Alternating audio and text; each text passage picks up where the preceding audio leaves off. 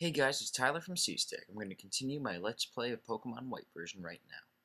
So we're going to start out with the first encounter I have in the entire game that isn't a trainer battle.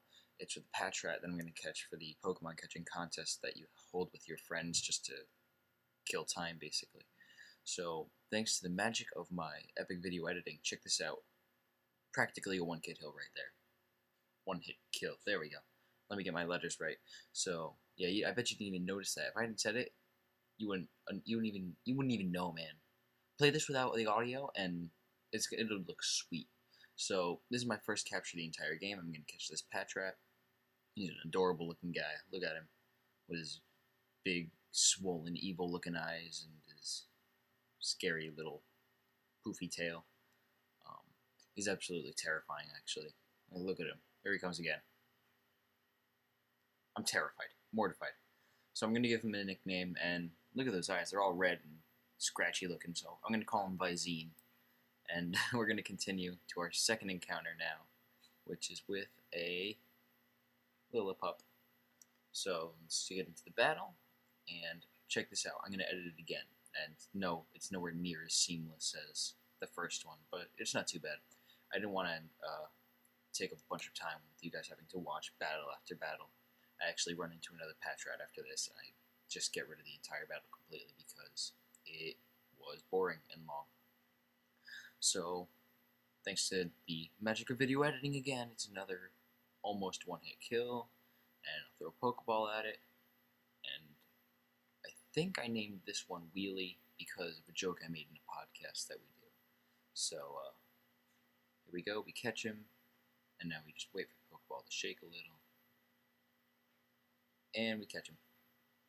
So now it'll bring up the stat screen, and we'll get into nicknaming him, and then we can go back and finish the story. The first few minutes or hours of the game are a lot of story, which is kind of weird, because the story is never really important to Pokemon, but hey, it's something new, and I don't mind it too much. So we're just going to compare the Pokemon we have. I've got 3, which is apparently awesome. I'm not really excited to have that many Pokemon with me because I can guarantee you that probably all 3 of them won't be in my final party. I am such a ray of sunshine. And here we get into the X-Transceiver, which is very annoying. I hate it because, first of all, it takes forever to open up. It takes like an entire minute for it to open after it tells you that it's ringing, and then it's just another pointless conversation telling us to go where we're already going. So thanks a lot, Professor Juniper, for killing off some more time. And here we go into the first city, Accumula Town.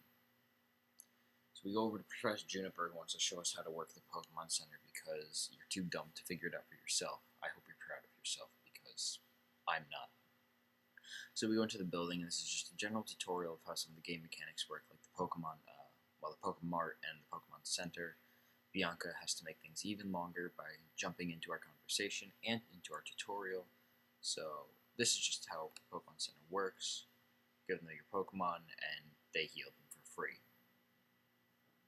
It's like the greatest system in the world. Yay. So then I think we go to the PC next, and Juniper's going to explain that to us. Basically, you can store your Pokemon on the PC, though I assume if you're watching this, you probably already know how Pokemon works. Regardless, I'll explain it. You can store Pokemon in the PC, items in the PC. You can let Pokemon hold mail in the PC in case you want to not text message somebody. And look, it's my giant meaty fingers again making an appearance. Clap for the meaty fingers, you guys.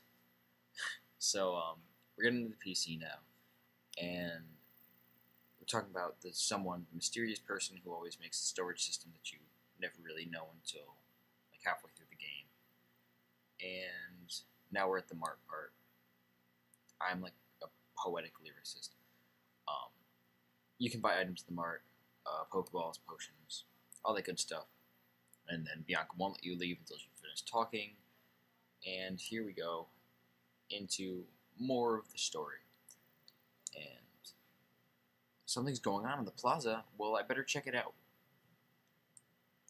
And we're going to run into Sharon again.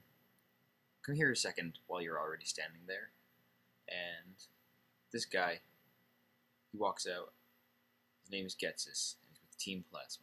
And Nobody has any idea what's going on here. But it's okay, because I don't either. So, this is the basic story for the game, I guess, is that they're trying to liberate Pokemon because people are selfish. So, they're trying to liberate Pokemon by stealing Pokemon. Irony! So, thanks for another long, drawn-out explanation of the story. We're going to eventually get into a rival battle with this cool guy named N. But until then, we just have to watch the flags wave and people talk and drone on and on and on. I probably should have edited this part out, but hey, I am no wizard. I can just do cool editing in battles. So they do their little formation thing and get out of the city because nobody likes them. And I like this next part. It just says older man and younger man when they're talking. I just found that interesting. And here we go. We're getting into the paranoid psyche that is N. He's some weird character. Right now his name is just question mark, question mark, question mark. And he's going to ask you to battle him because your Pokemon are talking. Now, I didn't catch a Meowth, and I didn't teach my Pokemon how to talk. So that's a little confusing to me. So I'm just going to kick his butt. And we'll get to that in a second. Just have to listen to him talk some more. Here we go. Here we go. He wants to hear the voice again. And apparently I can't just take my Pokemon out of the Pokeball and show him. I have to fight him. Unfortunately, that means I also have to resort to a ton of animal abuse. I'm sorry. But here we go. Serapen is ready to kick some tush. Because Serapen also learned Vine Whip in that battle that I edited out with Patrat. So, here it comes. We're going. We're doing this for Madden. And now we just wait. Watch those animated sprites go at it. Growl after growl. After Vine Whip. After Vine Whip. Because who wants to use Tackle when you have Vine Whip? I don't. Yeah, I've said it before, and I'm probably going to say it again and again and again, but I really can't stand moves like Growl and Leer, so I really just try to beat it to death with the Vine Whip.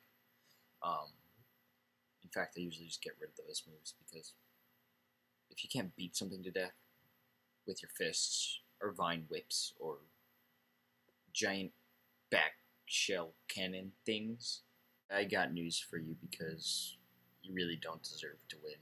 I mean, you've got giant back shell cannons, or Vine Whips, or fists, and if you can't beat a cat to death using either of those three things, it's kind of pathetic. But anyway, this is about where I'm going to leave off today. Here we go, there's the end of the match, and I gain a level.